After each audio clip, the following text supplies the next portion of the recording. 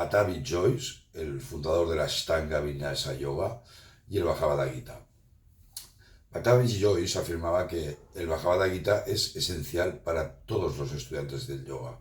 Te enseña cómo vivir en este mundo con desapego y cómo practicar la humildad. Pattabhi Jois, que nació en 1915 y murió en 2009, fue un maestro de yoga indio muy conocido y sobre todo por ser el fundador de la Ashtanga Vinyasa Yoga.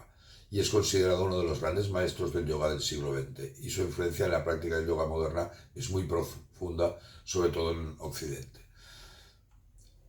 Pattabhi Jois nació en el sur de la India, en la ciudad de Alinea, en el estado de Karnataka, y desde joven estuvo interesado en el yoga y comenzó a estudiar con el reconocido maestro Krishnamacharya en el Palacio Real de Mysore a la edad de 14 años. Fue en ese lugar donde desarrolló su profunda conexión con el yoga y recibió una formación rigurosa en las técnicas del Hatha Yoga.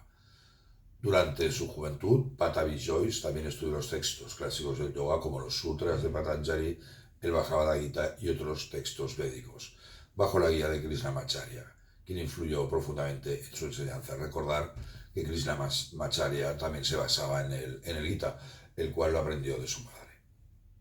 Soy Pedro Nonell, traductor y experto en el Bhagavad Gita. Si deseas más información sobre cómo armonizar las asanas con los versos del Gita o de los Yoga Sutras, considera seguir la formación Espiritualización de Asanas con el Bhagavad Gita. Si te gusta este vídeo, dale un like o compártelo. El enfoque de Pattabhi Jois en el yoga era integral, considerando que no solo el aspecto físico de la práctica es importante, sino también el desarrollo de la mente, la respiración y la conexión con la energía interna. A lo largo de su vida subrayó la importancia de la disciplina y la regularidad. Y enseñó que el yoga es un camino hacia la autodisciplina, el autoconocimiento y la autopurificación, unas enseñanzas ampliamente recogidas en el Gita. ¿Cuál era la relación entre Pattabhi Jois y el Bhagavad Gita? Pues al igual que Iyengar tenía una profunda conexión con el Gita, aunque su enfoque era un poco diferente, más relacionado con la devoción, el bhakti y la práctica diaria del yoga como camino espiritual. En su tradición, el Ashtanga Yoga no es solo una disciplina física, sino un camino completo hacia la liberación, el moksha, y el Bhagavad Gita era una de las guías espirituales que sustentaban esta visión. Y os leo el verso 25 del capítulo 5 del Gita que dice: alcanzan la unidad con Brahman, el moksha, aquellos sabios cuyos pecados han sido aniquilados, cuyas dudas han sido resueltas, aquellos que se han dominado a sí mismos y que están absortos en el bienestar de todos los seres. Su frase más conocida era práctica y todo llegará, y que refleja una idea fundamental del Bhagavad Gita. Os voy a leer un verso para que lo relacionéis, el 2.47. Solamente tienes derecho a realizar tus deberes prescritos, pero no a sus frutos. No dejes que el fruto de la acción sea tu motivo, ni te apegues a la inacción.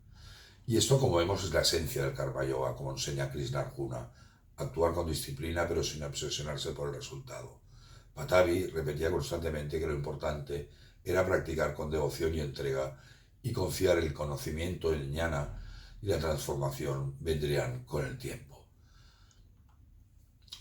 Pattabhi Jois era profundamente devoto, un bhakti, de Krishna y Rama. Comenzaba muchas de sus clases con cantos védicos y mantas tradicionales. Veía el yoga como una ofrenda espiritual al Ser Supremo.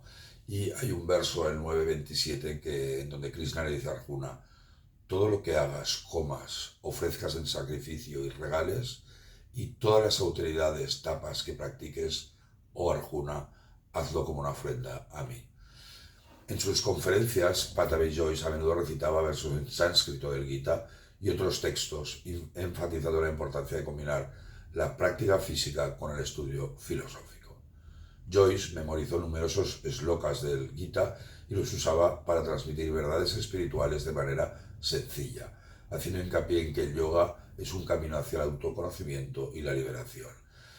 Recordar aquel famoso verso del capítulo 2, el 20 del Gita, que dice que Atman nunca nace ni nunca muere, ni habiendo sido nunca dejará de ser, no nacido, eterno, imperecedero, primigenio.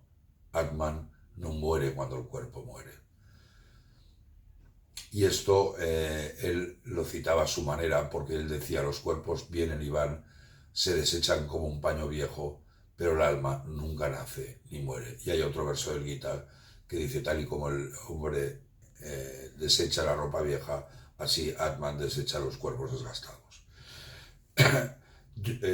Batavi Joy solía citar este verso para enfatizar la naturaleza eterna del alma, en contraste con la transitoriedad del cuerpo físico. Esta enseñanza subraya su visión de que el yoga no es solo un ejercicio físico, sino un medio para conectar con la verdad espiritual eterna.